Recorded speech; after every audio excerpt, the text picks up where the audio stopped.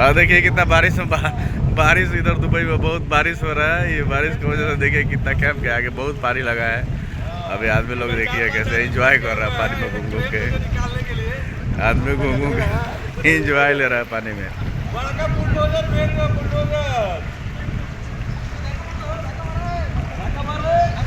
ये गाड़ी खराब हो गया पानी में। गाड़ी को ठेल के बाहर निकाला जा रहा है। गाड़ियां आ रही है, सब में पानी घुस गया है। कोई भी गाड़ी सबके साइलेंसर में पानी घुसा हुआ है। और हमारे पिट्टू भाई इधर हाथ पानी को पूरा पानी का मुआयना लेते हुए गिरा दिया।